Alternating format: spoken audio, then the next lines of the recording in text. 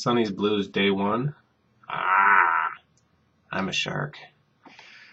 Part one, Sonny's Blues. I've always loved this story. This has always been one of my favorite short stories. And actually, when I had my last field day at the U for CIS, the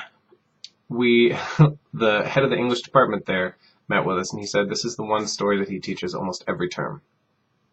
So, anyway, take that for what it's worth. Take a look at page 26. One of the things I like about this story is if you've ever known someone, whether it's a family member or a good friend, and they've been making choices, bad choices in their life, and you felt kind of powerless to help them, you can really understand what this story is about. And I think, right away in the beginning when the narrator finds out that Sonny had been arrested, he says on page 26, I couldn't believe it. What I mean by that is that I couldn't find any room for it anywhere inside me. I'd kept it outside me for a long time. I hadn't wanted to know. I'd had suspicions, but I didn't name them, and I kept putting them away. I told myself that Sonny was wild, but he wasn't crazy. I didn't want to believe that I'd ever see my brother going down, coming to nothing, all the light in his face gone out, in the condition I'd seen so many others.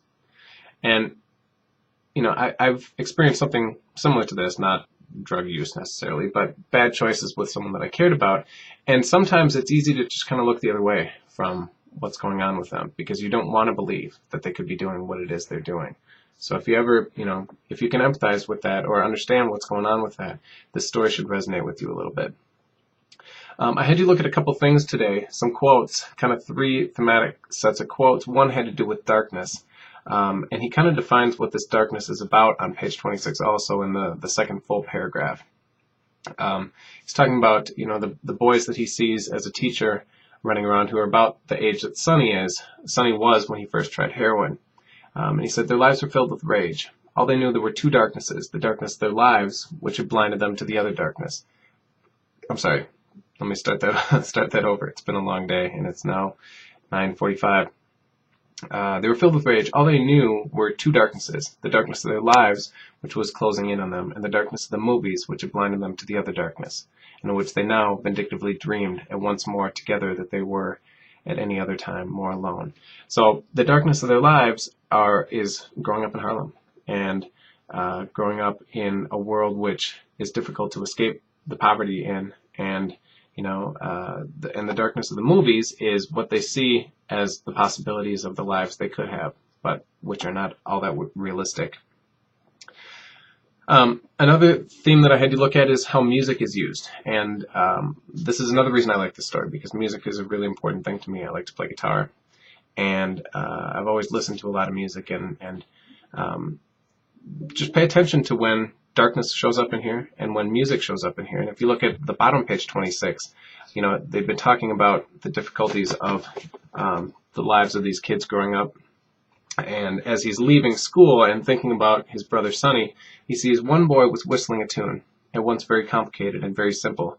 It seemed to be pouring out of him as though he were a bird, and it sounded very cool and moving through all the harsh, bright air, only just holding its own through all the other sounds. So he sees this boy, and he's whistling, and this is kind of foreshadowing what's going to happen at the end. And remember the use of the word bird, okay? Because bird is a nickname for another, not character, but another, actually a jazz musician who you'll read about a little bit later in the story. The third thing I had you look at was cigarettes. Oftentimes when characters in the story are having a serious conversation or make an emphatic point, cigarettes are involved, and they're either talking through smoke, kind of a smokescreen type of situation, or they're gesturing emphatically in either putting out a cigarette or smoking as a type of rebellion. So we got an example of that on page 27 when narrator's talking to Sonny's friend, and when he talked about how he didn't get Sonny started on heroin, but he said he stays away from it, and the narrator says, "Good for you. I offered him a cigarette and watched him through the smoke," because it's almost a way of kind of separating himself from the conversation a little bit, hiding a little bit, or obscuring what he's trying to say a little bit. You come all the way down here to just tell me about Sonny.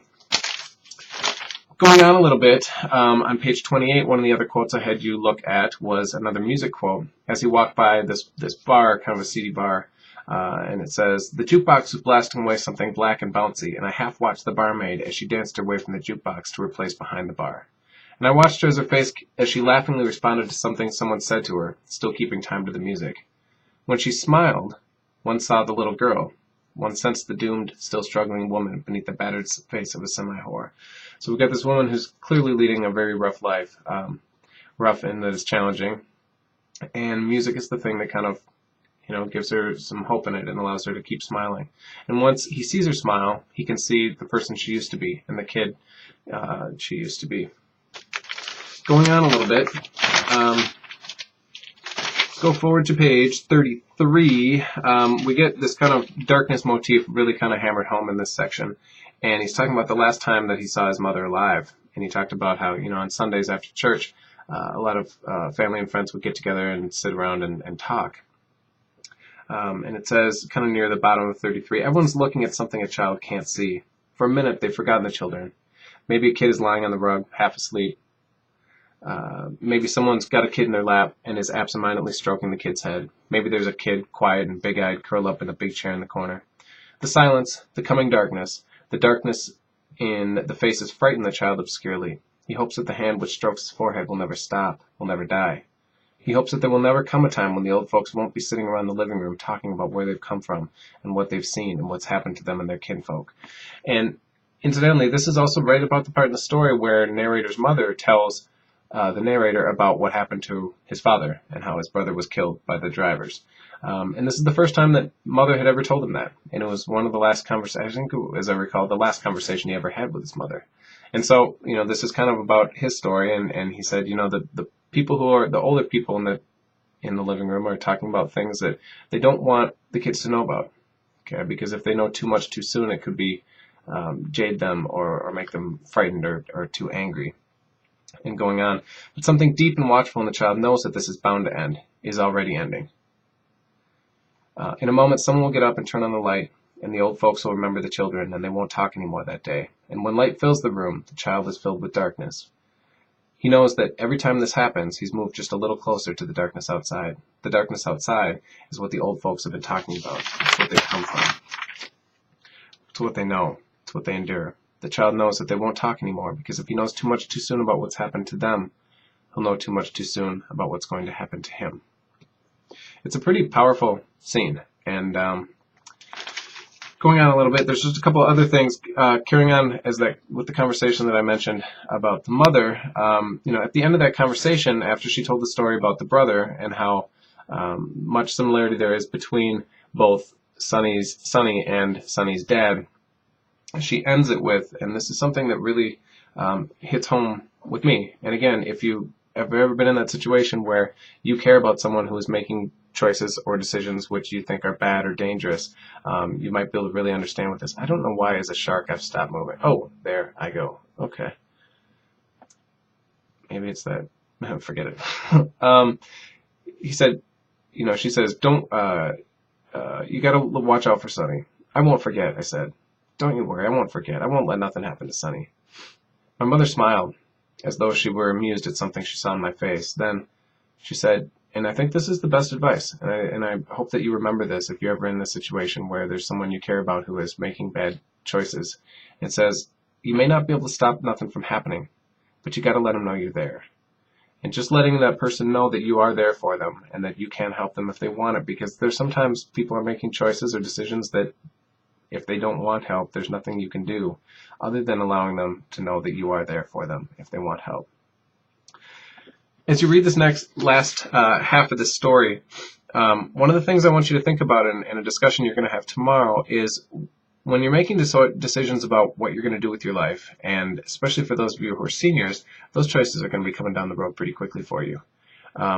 What is most important when deciding what you're going to do with your life? Is it most important to do what you want to do? And to the exclusion of everything else, even if it might not make you money? Or is it better to do a job that, if not paying really well, at least it's going to pay the bills and, you've got some security with it. So think about that. Tomorrow for the last section of this reading, there's a couple good songs, and actually the ending of this story has the best description of music one of the best descriptions of music that I've ever read. So that's it.